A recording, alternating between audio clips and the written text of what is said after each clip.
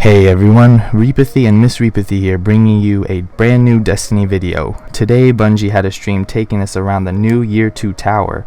Deej was our guide, along with Mark Noseworthy, Tyson Green, and Cosmo. Today we want to discuss what went on during the stream and how we felt about all the brand new changes. The first topic that was discussed was light level and how it is going to be changing with the Taken King. Light level is sort of like a gear score in World of Warcraft, where it is a compilation of all of your gear and your weapons put together and averaged out. We aren't sure what the max level is going to be for light level because it was not talked about during the stream. What was clarified during the stream was that if you're level 34 now, you'll be level 34 when the Taken King comes out. Armor stats such as intellect, discipline, and strength are going to be shown in seconds rather than appear in ambiguous percentages. With each of these stats, it will be shown in tiers, and each tier means a faster recharge time for your super, melee, and grenades. In the Taken King will be a new quest tab. In this quest tab, it'll show up to 32 quests and their progress and rewards. It will also show up to 16 bounties. Of those 16 bounties, you can track up to 4, which you can see in the heads-up display. Bounties can be turned in from the quest screen without going to the tower. The next thing shown on your screen is the Spark of Light consumable. It's great for new Guardians or existing Guardians who want to make a new character or try out the new subclasses. The consumable boosts your character to level 25, which is confirmed the starting level for the Taken King missions. In the next clip, Deej presses the triangle button and shows off that he can switch whichever weapon he wants to display on his Guardian's back. Next up, Deej and the group went to the speaker where we saw the new ghost shells and class armor. Ghost shells now have defense, intellect, discipline, and strength, and also have sensors to detect planetary materials, for example, Spirit Bloom. Class items now have perks such as boosting rep gains. They can also help to level up guns faster. On top of that, they also have defense, intellect, discipline, and strength stats on them. Because of these changes, ghost shells and class armor will now have a purpose in the game rather than just being aesthetically pleasing. A new addition to the tower is the Emblem Kiosk, which is located near Ava Levante. Within the Emblem Kiosk, there is a collection of all the emblems that you have found or not found. For the ones that you have not yet acquired, it shows you how you can earn them.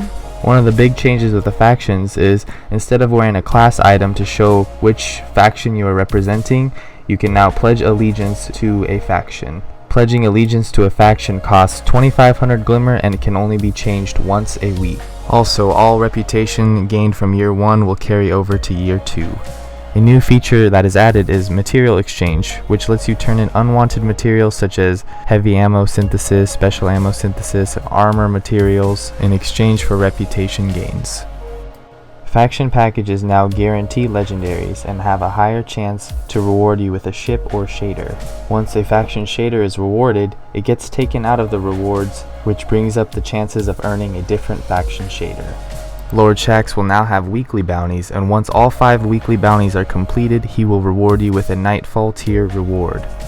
Lord Shaxx will even have ghost shells for you to collect. Some of the perks include earning more glimmer from Titan kills, Warlock kills, or even Hunter kills. Legendary marks will now be replacing Vanguard and Crucible marks. Old Vanguard and Crucible marks will now be converted into commendations, which you will receive in the Postmaster on the release date of the Taken King. These commendations will allow you to receive rep for whatever faction you decide to pledge allegiance to. You can hold up to 200 legendary marks at one time, and they are shared on all characters. Unlike Crucible and Vanguard marks, there is no weekly cap on how many legendary marks you can earn legendary marks through the daily and weekly heroic and the daily and weekly PvP playlists. You can also get them from dismantling Taken King gear. One of the huge changes in the tower is the addition of exotic blueprints. Exotic armor you have acquired are now shown in the blueprints section by the Vanguard leaders. It allows you to reclaim any exotics you may have accidentally lost or deleted. Reclaiming an exotic costs 1 exotic shard and 2,500 glimmer. You can upgrade Year 1 exotic weapons for 150 legendary marks and Year 1 exotic armor for 125 legendary marks. It is important to note that not all exotic armor and weapons from Year 1 are upgradable for Year 2. As you can see from the screenshot, the Cryptarch no longer has useless green and white engrams. He now carries legendary engrams. These engrams will rotate and you can buy them for 120 legendary marks. The gunsmith got a much needed upgrade in the Taken King. Instead of just being able to buy blue fusion rifles from him, we'll now be able to lease out field test weapons. These field test weapons have 200 attack. With these guns, you will be able to go out into the world and kill enemies and complete bounties to gain rep with the gunsmith.